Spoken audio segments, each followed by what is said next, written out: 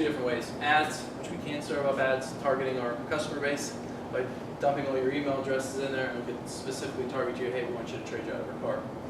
And so Facebook's a great way to hear your customers saying, yeah, you know, that's the awesome thing too about Facebook. It's almost like a complaint center for us. So it's easier for customers just to kind of reach out to us and say, hey, I got this issue, which we love complaints. Complaints really for us are just a great way to try to correct the situation.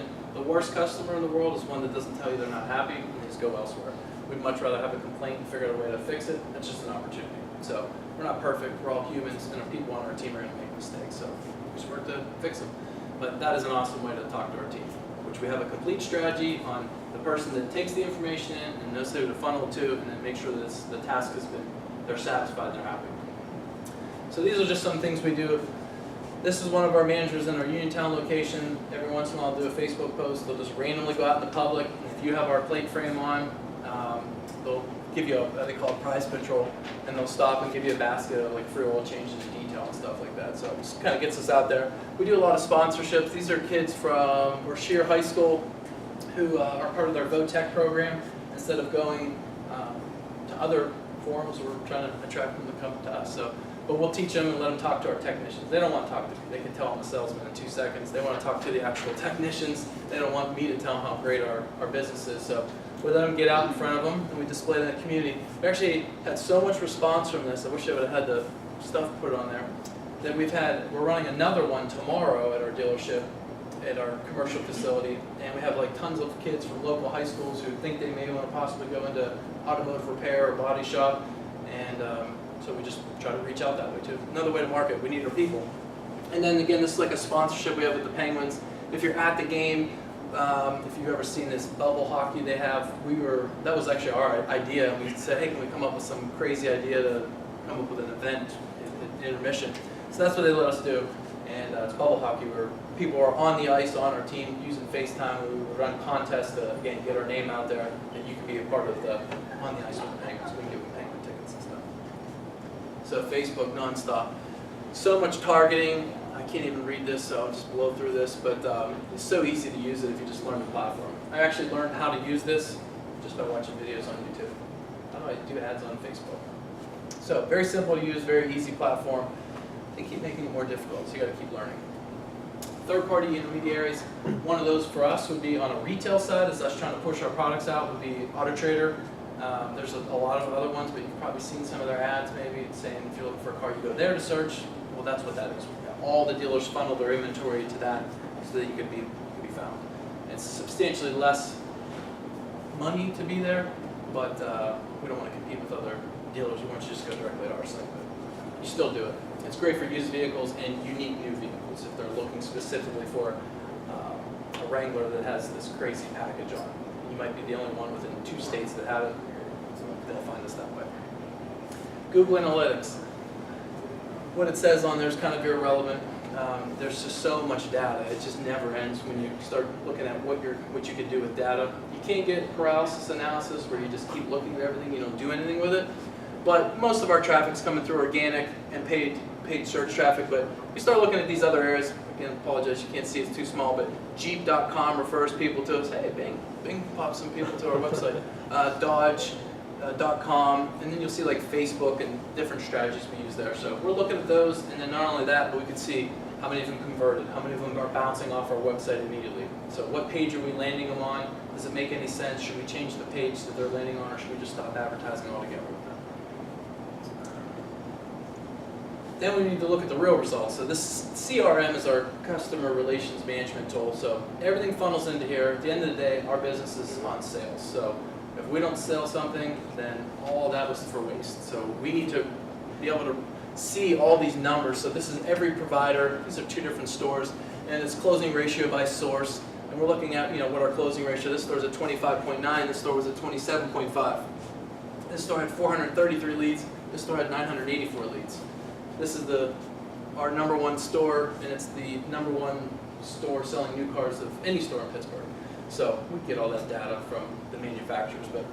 And you can see the difference here is they have a lot more leads. It makes it a little bit easier. So they're in a much more populated area that drives a lot more traffic. But you got to make sure you have the team that can handle all those leads. So start reading through these and looking at what are your best closing ratios, what are your worst, and you start chopping them off. If they're not good enough, and you funnel more money into the top ones. Make sense? Spend your money where you're getting the best deal. This is just something you probably should get your pen and paper out and write this down. It's the best advice I have for you, for every single one of you. I'm almost done. Sorry, I'm probably out of time. No, you're good. So, thoughts, feelings, actions, results. That was taught to me by someone really smart, my father-in-law. And first thing you gotta do is put it to paper. Well, you gotta think it, you gotta put it to paper. A lot of people are really good at thinking. Not a lot of people are good at putting action in place. So this is one of the hardest things, is the action. You gotta get out there and go do it. There's nothing wrong with making mistakes and messing up. I mess up more than anybody in our entire company. I try things, if it doesn't work, move on to the next thing. So that's where, this is our marketing team's kind of our motto. So this is always what I talk about to them, and I've changed it to this and this, which is, okay, thoughts, feelings, actions, results. Review your results, do some new actions, and we'll get different results or new results. So if it's not working, you can try to make it better and change it. And then this is my last one for you. This is our motto for our sales team. So if we don't have a sales team that can help you with all your marketing you're doing, again, completely. So train, work hard, and you actually have to get results, and you just keep repeating it over and over again. That'd be the same thing with study. That'd be the same thing with whatever. You could implement that message to anything you do in life. So if you're not training to get better, somebody's gonna out-train you. That's one area. And then if you've trained just as good as them, but they work harder than you, they're staying later, they're willing to study a little bit more, they're gonna beat you. And at the end of the day, I don't know what it is, but there's something inside your body that you gotta perform. And I don't know, there's just people that outperform other people. I don't know what the deal is, but you got to have that heart, soul, the passion, whatever it is that makes you tick. You've got to find that, and that would be the perform part that you just keep doing over and over and over again. There's no secret sauce. It's just repeat one thing after another. Keep doing the same thing and get better than everybody else. But that's all I have for you. Any questions for me? Questions, guys? Yeah, you said that your mobile medium is like one of your most important, and you don't use email. So how do you really direct market? Say it again. I didn't understand. How do you direct your marketing from the mobile? You said that you don't like to use. So when people are searching us out and going to our website, they're going to use they're going to use their mobile phone. So they're going to use our mobile platform. That's what I was talking about there. And then for email marketing, that's just us trying to attract them to us. I didn't follow your question. They're two different strategies. Yeah, I'm just confused because I thought basically like mobile marketing would be like through email. Well, you could. If I check my email that you sent me on my phone, it needs to be mobile compliant. And if I check it on my desktop, it probably should make sense that it works on both, right? So every time we market, we're going to focus on to make sure that the mobile one looks right before we do anything. And then we'll make sure it doesn't look as good on desktop. We know we're going to hit more people, are going to see it looking better. If you do it the reverse, that's what a lot of companies do. They start with their desktop. It looks great. You got all this space. It looks perfect. And then you squeeze it into a mobile format. It doesn't look right. So that's what I was talking about with the mobile. Mobile first. Always focus on making sure your mobile looks good. Because the majority are looking at the website through their phone. Does anyone research a lot of their stuff on their desktop or their phone? What do you guys do? Phone. Phone? Constant. There'll be times I'm sitting there watching TV, having my laptop in my lap, and I'm using my phone. Yeah, I That's know. what I'm talking about. I don't even know why I'm doing it. It's like crazy. But yeah, we use our mobile phones. So that's what we focus on first. Okay. Email marketing, I just don't want them to unsubscribe because there's so many other things I could use that for. I could download all of your, if you have a Google platform, so if you just use Gmail, I could serve up ads to target you through YouTube, where only the people in my database that use the Gmail database, I can make sure that they see that ad. And I can do the same thing on Google. You can download that whole thing in there. And if that email that I have is the one you've logged in on the back end that you have for your Facebook account, you guys probably don't use Facebook, but we could target those people as well with a specific ad in our database. So I don't want them messing up their email. So that kind of goes back to that like search engine marketing. So search engine marketing, yes, that is kind of a format of search engine marketing. We're kind of serving them with ads, but that's such a broad. Search engine marketing could be display ads. I was just kind of going for the main one, which is paid search on a click ad. Mm-hmm. Does that make sense? Yep. I have my information up here. I'm sure that I go 100 miles an hour. My team tells me. So if you have questions, I really feel like I could answer all. Just if I can't, I'll get somebody else to answer. I have by the way too, it's not, I have a complete team of, I could have brought a row of people up here. So this isn't just me doing this for our company, just to clarify that. We have partners, we have people on our team. I have 3 people on our marketing team. I mean, we're completely dedicated to measuring our results and making sure we're getting the best results we can. You also said you have like a marketing intermediary. Yep. So, well, intermediaries are like, so there's wholesale and there's retail intermediaries. So for us to take your car and let's say it's a nice vehicle that you traded in, we're going to fix it up, clean it up, and we're going to push it out to all these third-party retail intermediaries that maybe someone in Ohio then would see that car and they would come buy from us. That's what we're referring to there. Okay. If you have, there's also a wholesale one. Your car is like, it's pretty bad and we don't want to put it on our lot, we're not going to try to retail it. We would sell it through like an auction format, or we would, so there's wholesale intermediaries, so then we'd put it there on a website, and dealers only would be bidding on this car. That's their model, is they would fix up and sell lower dollar cheap cars. That's, it seems to be more headache for us, but we don't typically do that. We try to stay with the new cars and maybe a step down. And then you were talking about, I think that answered your question. You said something that actually kind of combined the words. You said intermediary. What'd you say? What was your Yeah, you said that you had like an actual intermediary. So that's like you'd be using your push strategy for your yes, your marketing intermediaries. Yep. Right. Yep. And you guys you should be learning about that, right? You guys have talk about a retail intermediaries. I think you do. We will. Yeah. This is an intro to business. So That's a when we step get up. into marketing, yeah, principles of. Think Amazon. That's what. Forget what my examples are. I'm just telling you what we do. But Amazon, all those businesses on there. Amazon doesn't own any of that product. It's the smartest business model in the world. They have a platform. They get a cut of everything. They have no inventory. Everyone else has the inventory. Everyone else has to ship the inventory. So that is a third party. That's the one you want to think of, not what I'm telling you. That's the one that makes the most sense and that people will be able to relate to. So. Anybody else? Dean, you gotta have something hard for me to answer. That's not my job. When you think of competitors, like around here, like that first name that pops in your head that you're like, you have to like one up them or even like 5 steps ahead of them, like who do you think of? Yeah, so like if we're gonna target Greensburg, Smell would be it, but you know, they have a Ford store, we have a Ford store, but then there's Hillview who only has one store, and they do a really good job. They have a Jeep store, and we have a Jeep store. So our Jeep store in North Huntington is the #2 biggest Chrysler Jeep Ram store, only to our other store, which is #1. But they're also pretty big. So we compete, but man, it's funny. Like I think in business, you don't really try to compete with other people. You just try to focus on yourself. And when you stop thinking about everybody else and focus on your business, it actually gets a lot better. So that's probably just my opinion. I would say that probably most people would answer the question of Smale, Cochran in Monroeville, maybe C. Harper in the South. That would be our competitors, but I never view them as competitors. I just focus on us. We're our own worst enemy, and we're our own, we could get on our own way. We just need to focus on taking care of our customers, because we're going to generate all these leads. We'll spend the money. We just have to take care of the customers.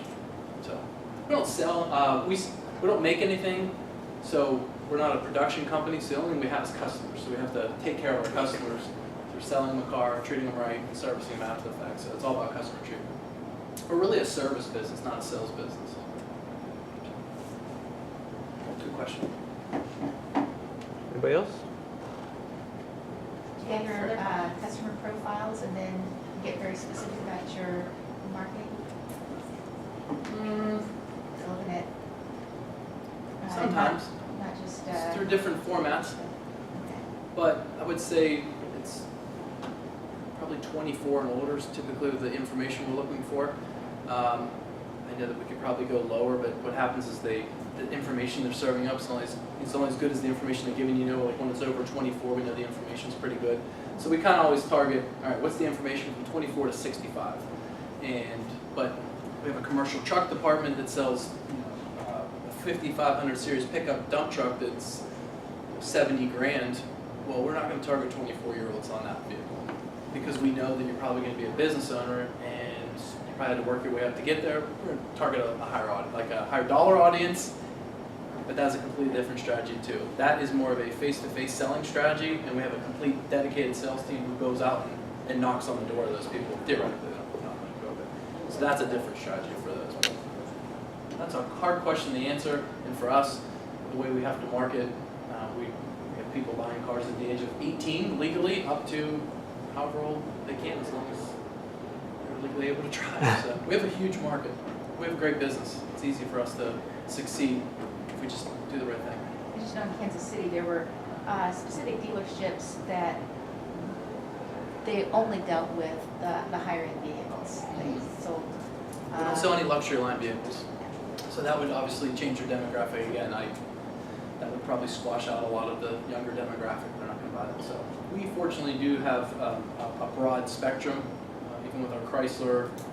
Our Chrysler lineup, we sell a vehicle that's $100,000, and it goes 0 to 60 in 5 seconds. So we have those people, and then we also stock lower dollar cars, $10,000. It's $200 a month that hopefully all of us can afford to pay for that. That's kind of why we would stock those. It's shocking enough that you actually have a $100,000 price there. I didn't know It's they a had Jeep one. Trailhawk. It's actually more expensive than the Demon. Have you guys heard of the Demon? Yeah. Yeah. You can't get them. It's like a special production, but Yeah, they made something else. it's like a race car. I mean, it's crazy. Yeah, it's true. It's like 1,000 horsepower or something. Something like that. I don't even know how Something. It's like 800. they put like racing slicks on the back of the vehicle, but we have a Grand Cherokee that's more expensive. I was gonna ask you, you had said that you were selling cars like when you were out of college. So how do you transition from, being in the front of the store to then taking on just the marketing aspect of it? So if you get to know me, you'll learn that I'm pretty crazy. So I have how do I get to the marketing? So I just started trying to learn more. Always, I won't, like, if I don't know the answer, I'm gonna figure it out myself. And then I'm not saying that I'll continue to do it. I might have somebody else on our team do it. But I have to figure it out first. It's probably a flaw in some cases. I probably should just rely on other people to do their job. But I can't. I'm like weird. So anyway, I went from selling cars to being able to move to a management position. But we'll just kind of fast forward to that point. So when I was in the management position, I realized that it's kind of critical to drive these leads in. IPO, that was me. I'm making this up. I'm like, I have tons of inventory. I have people that know what they're doing.